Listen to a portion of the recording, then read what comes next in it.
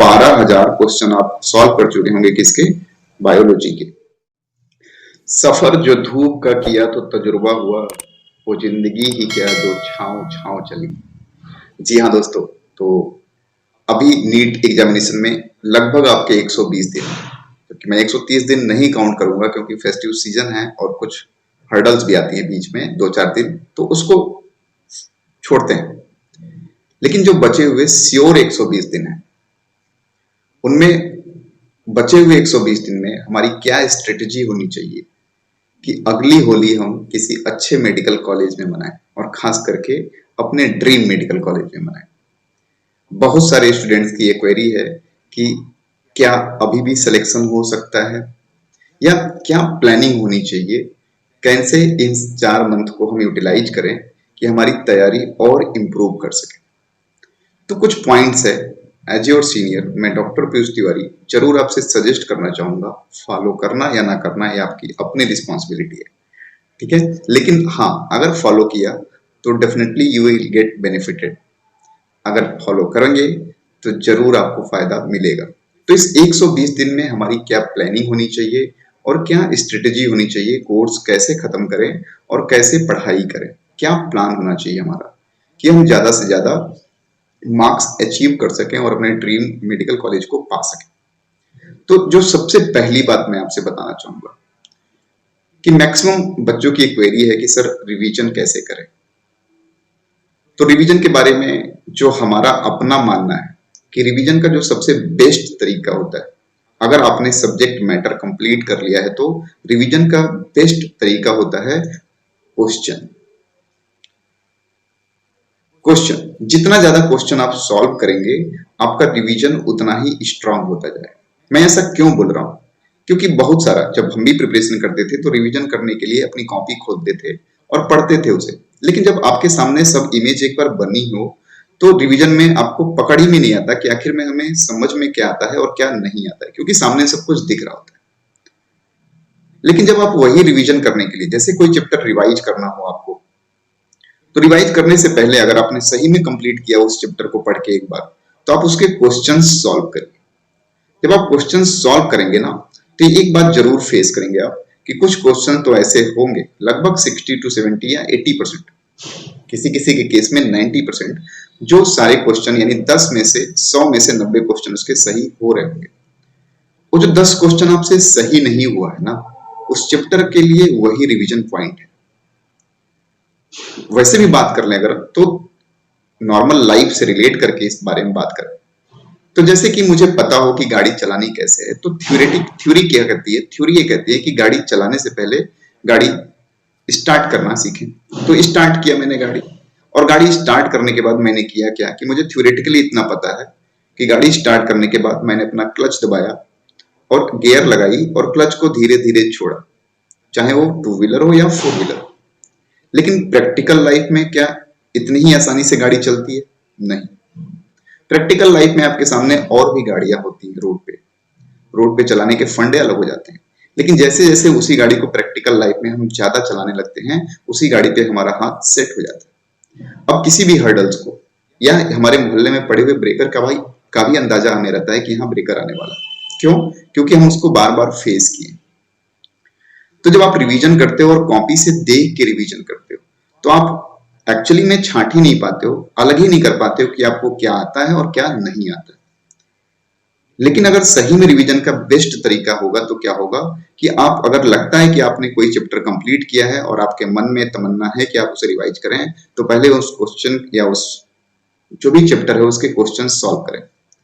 जब question solve करेंगे तो कुछ बातें तो आपको याद होंगी, और डेफिनेटली याद होगा अगर अच्छे से पढ़ा होगा तो। लेकिन कुछ बातें ऐसी होंगी, कुछ क्वेश्चंस ऐसे होंगे जो आपको उन पॉइंट्स को याद दिलाएंगे जो आप या तो मिस कर रहे हैं या तो नहीं पढ़े। यही तो डाउट है आपका, और इन्हीं डाउट्स को आप अपने दोस्तों से क्लियर करें और अपने टीचर से क्लियर करें। Try to find out more and more doubts, क्योंकि एग्जामिनेशन हॉल में जाने के बाद आप जितना डाउट सॉल्व किए रहेंगे ना, वही आपके काम आएगा। तो अगर कैसे डाउट टेकल करें, कितना डाउट लगाएं, तो एक एवरेज, एक कॉमन बात करें कि हम कितना लगा सकते हैं। तो हमारे पास बचे हुए 120 दिन तो है ही है दोस्त, 120 डेज तो हमारे पास है, उसे तो हमसे खुदा भी नहीं ले सकता। इस 120 डेज में अगर हम प्लान बनाए सब्जेक्ट वाइज, फिजिक्स हो गया, केमिस्ट्री हो गया और बायो हो गया। तो अगर हम नॉर्मली देखें कि कितने डाउट लगाएं, कैसे लगाएं, तो हमने 50 डाउट पर डे का सिलेक्ट किया, 50 डाउट पर डे फिजिक्स के लिए, 50 ही रख लो केमिस्ट्री के लिए, और बायो के लिए 100 डाउट। बहुत ज्यादा टाइम नहीं लेंगे इतने डाउट।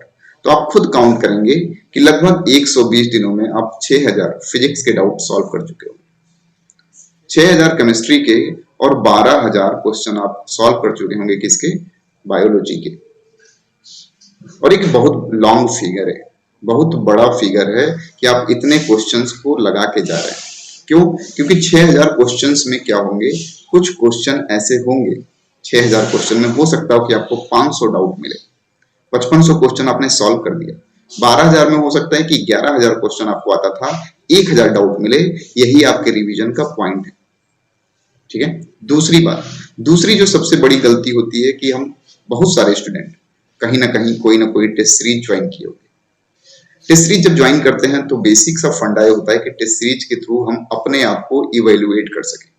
टेस्ट में आए हुए मार्क्स हमको मिरर दिखाते हैं कि हमको 720 के करीब पहुंचने के लिए और कितनी मेहनत करनी है। लेकिन थोड़ा सा आप इसमें चूक जाते हैं, और चूक क्या होती है, दैट इज योर रिकॉर्ड्स।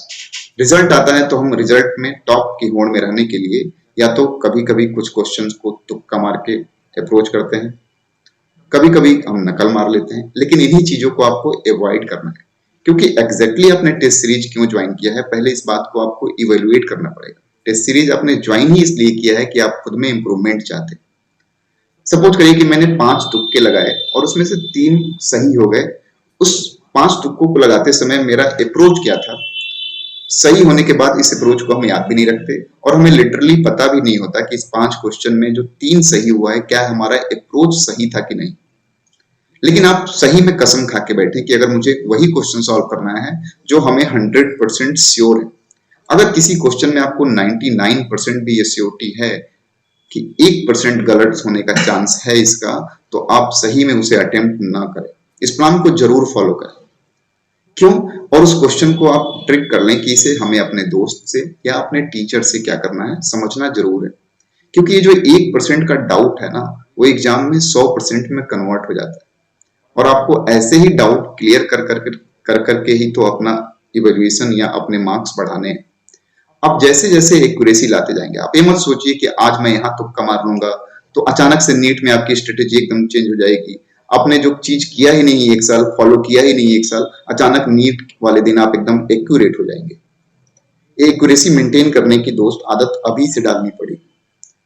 तो दो ही प्लान हो सकता है कि कैसे करें। तो एक तो जब भी कोई टेस्ट सीरीज बंदा ज्वाइन किया हो तो एकदम कसम खा के बैठे पेपर दे दें कि अगर 1% भी किसी क्वेश्चन में डाउट है तो हम उसे ट्रिक नहीं करेंगे या कोई भी तुक्का नहीं मारेंगे। यू शुड बी डिटरमाइंड, ये आपको ही होना पड़ेगा, क्योंकि मंजिल आपकी ही है और लड़ाई आपको ही लड़नी है। और लड़ाई आपको लड़नी है, और लड़ाई लड़ने के तरीके सीखते समय ही आप घपलेबाजी करेंगे तो कैसे काम चलेगा। पहली बात। अब हम रिवीजन कैसे करें, या आप जो टेस्ट दे रहे हैं या जो कुछ भी कर रहे हैं कि रिवाइजन कैसे करें, क्वेश्चन ही लगाए सर तो कैसे टेकल करें। तो एक सिंपल टारगेट बनाइए अपने, जो कभी भी अपने टाइम टेबल को घंटे से या आवर से डिवाइड मत करिए कि मैं 10 घंटा पढ़ूंगा, 20 घंटा पढ़ूंगा, 30 घंटा पढ़ूंगा। आप अपने सब्जेक्ट मैटर कंटेंट को यूनिट वाइज डिवाइड करिए, और आप एक प्लान बनाइए कि आप 1 महीने में रिवीजन कंप्लीट करना चाहते हैं या 20 दिन देना चाहते हैं, जैसी आपकी तैयारी हो। हर आदमी की अपनी स्वेच्छा है, कोई 2 महीने में भी कर ले, ऐसा कोई जल्दी नहीं है कि मैं 10 दिन में कंप्लीट कर लूं और कुछ ना आए। 2 महीने में करिए, इत्मीनान से करिए, सेटिस्फेक्शन से करिए, यहाँ अब सही।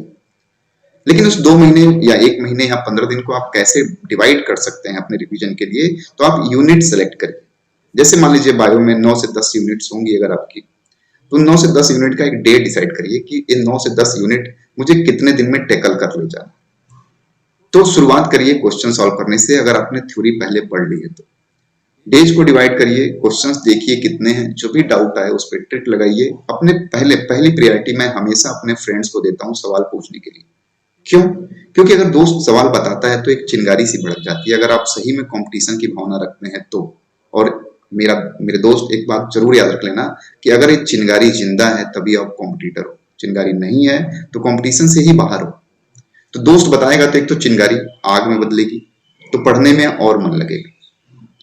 दोस्त नहीं बता पाता है तो आप टीचर के पास जा सकते हैं, क्योंकि दोस्त से पूछना दो चीजें होंगी, एक तो समझ में अच्छे से आएगा और दूसरा जो भावना जगेगी ना, नहीं इस दोस्त को आता है तो मुझे भी आना चाहिए था, ये और टीचर से नहीं मिल सकती आपको। तो अपने डाउट्स को अपने फ्रेंड से जरूर पूछें, लेकिन दो बातें जरूर ध्यान रख लें। यूनिट वाइज मैटर को डिवाइड करें। यूनिट आप अपने सुविधा के हिसाब से, कोई हर्डल नहीं है दोस्त की 18 घंटा पढ़ने से ही सिलेक्शन होता है। मैं हमेशा बोलता हूं कि अगर मेहनत और लेबर से आदमी सक्सेसफुल होता तो सबसे ज्यादा सक्सेसफुल गधा होता, क्योंकि उससे ज्यादा लेबोरियस कोई है ही नहीं। तो आप अपने कंटेंट को या अपने तैयारी को घंटे से मत डिसाइड करिए या डिवाइड करिए। आप अपने कंटेंट को क्वालिटी वाइज डिवाइड करिए कि आपको इतना सेल बायोलॉजी इतने दिनों में कंप्लीट करनी है, ह्यूमन फिजियोलॉजी के सारे क्वेश्चन या डाउट या रिवीजन इतने दिनों में कंप्लीट कर लेनी है, इकोलॉजी मुझे इतने दिनों में कंप्लीट करनी है, फिजियोलॉजी प्लांट फिजियोलॉजी मुझे इतने दिन में कंप्लीट करनी है। और उसे ट्राई करिए कि जब तक वो टारगेट अचीव ना करे, बहुत ज्यादा हर्डल वाला मत बनाइए टाइम टेबल, या यूनिट को भी डिवाइड मत करिए कि मैं एक दिन में कर लूंगा एक दिन में कर लूंगा। आप जितने में कर सकते हैं ना उससे थोड़ा ज्यादा ही टाइम दीजिए, क्योंकि time table must be flexible. तो एक छोटे छोटे टारगेट्स के थ्रू आप यूनिट एक डिसाइड करिए, अपने हिसाब से यूनिट डिसाइड करिए। नेक्स्ट वीक मैं खुद मिलूंगा, नेक्स्ट वीक में मिलूंगा, लाइव में मिलूंगा या यूट्यूब पे मिलूंगा, लेकिन नेक्स्ट वीक में आप बताइएगा कि क्या कोई इंप्रूवमेंट हुआ इस चीज को फॉलो करके। अगर नहीं हुआ तो you can make a message in the comment box, लेकिन अगर फॉलो करेंगे तो मेरा आपसे दावा है कि आपको फायदा जरूर होगा। तो मैं उम्मीद रखता हूं कि अगर आप सही में प्रिपरेशन कर रहे हैं तो इन बातों को फॉलो करेंगे, और मेरा आपसे एक कमिटमेंट भी है कि अगर फॉलो किया तो आपको रिस्पॉन्स भी जरूर मिलेगा। Thank you, all the best.